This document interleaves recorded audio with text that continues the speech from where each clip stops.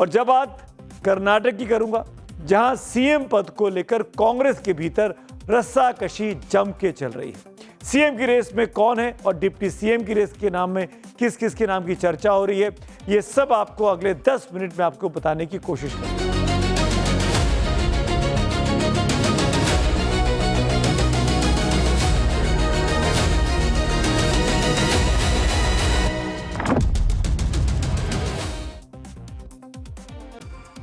क्या कर्नाटक में डी के युग आने वाला है? क्या सिद्धरमैया सीएम पद से इस्तीफा देने वाले हैं?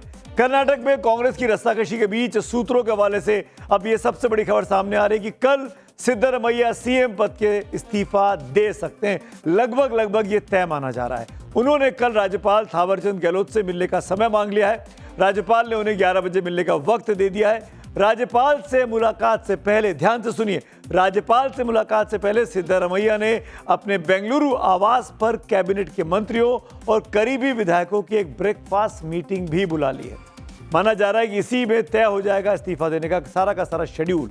लेकिन आज जब मीडिया ने उनसे पूछा कि आप इस्तीफा कब दे रहे हैं, तो उन्होंने कहा कि कल बताऊंगा।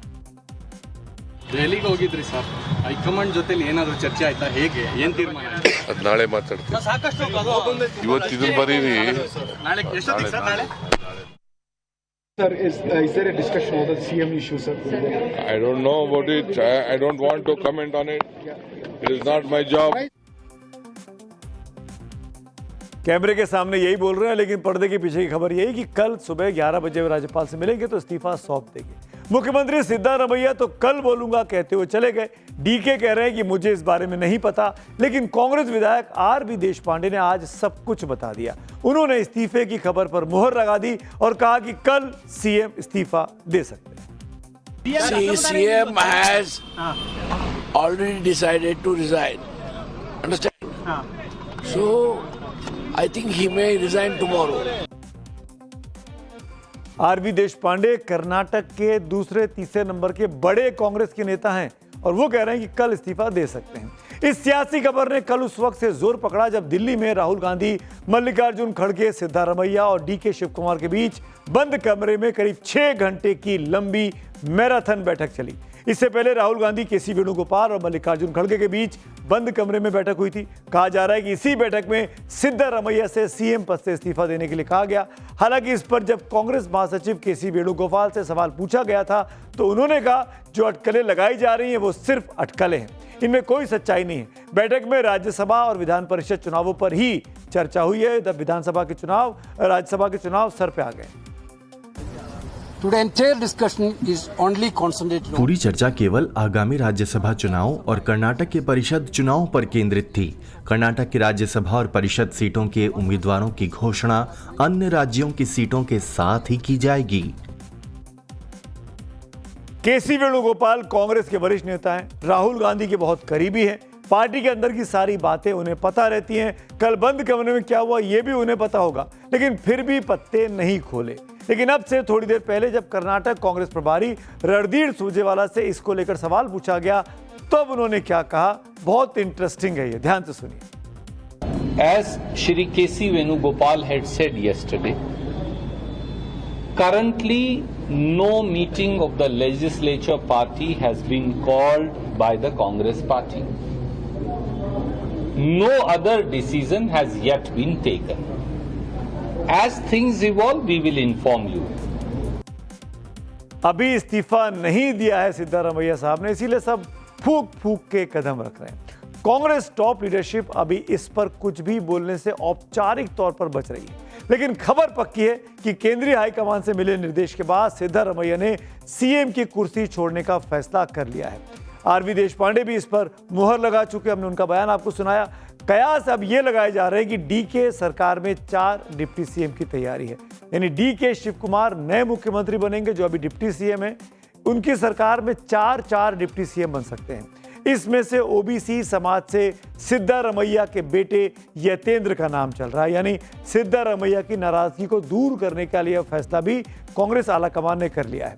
अल्पसंख्यक समाज से 3 डिप्टी सीएम की रेस में है। इसके साथ साथ लिंगायत समुदाय से एमबी पाटिल, ईश्वर खांडरे और दलित समाज से जी परमेश्वर, प्रियांक खड़गे के नाम इन दिनों चर्चा में है।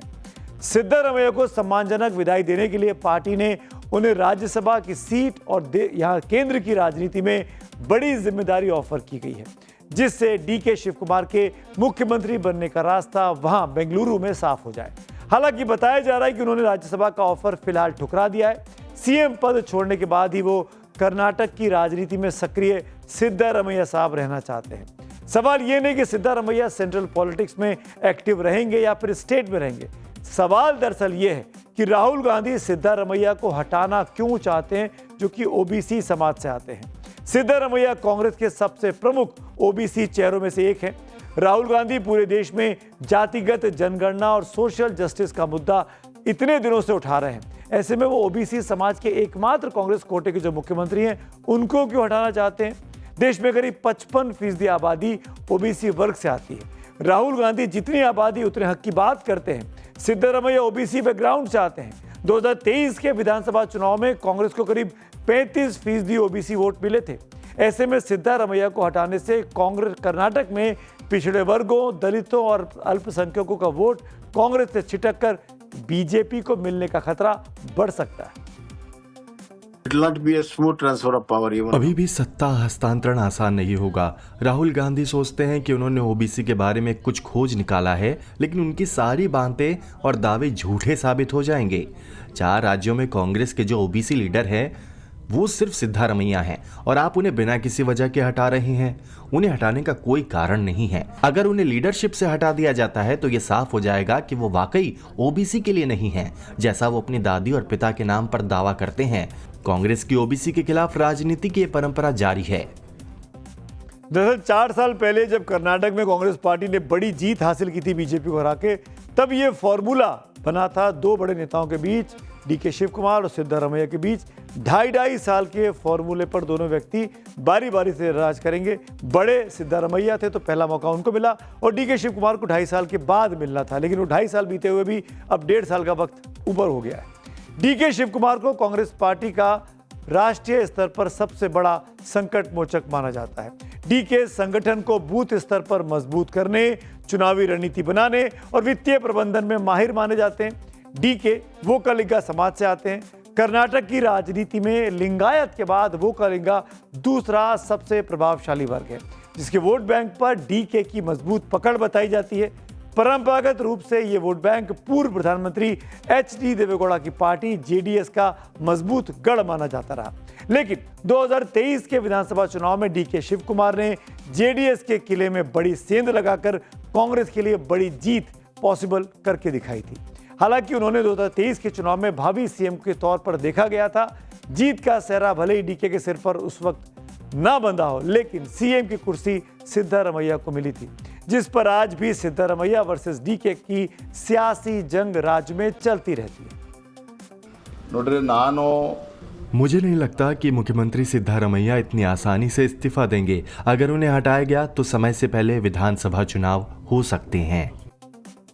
बीजेपी को लग रहा है कि कांग्रेस के अंदर फूट हो जाएगी इस पावर ऑफ ट्रांसफर पावर के लिए, लेकिन क्या होगा ये तो कल के बाद की राजनीति के बारे में आपको बताऊंगा। लेकिन तो क्या ये माना जाए कि लंबे समय से चल रही सिद्धारमैया वर्सेस शिव कुमार की टकरार से पार्टी की इमेज खराब हो रही है, जिसकी वजह से सिद्धारमैया को हटाने का फैसला अचानक ले लिया गया, वो भी तब जबकि राज्यसभा के चुनाव के लिए दिल्ली बुलाया गया था।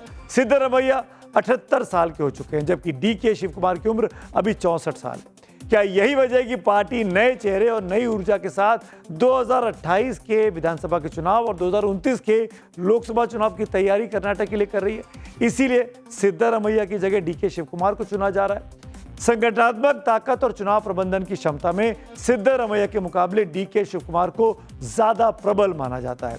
क्या इसी वजह से सिद्धारमैया को हटाने का फरमान सुनाने का मन पार्टी ने बनाया है?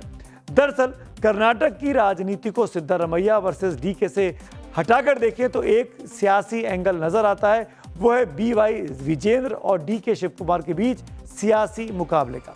विजेंद्र भारतीय जनता पार्टी के पूर्व सीएम बीएस येदियुरप्पा के बेटे हैं।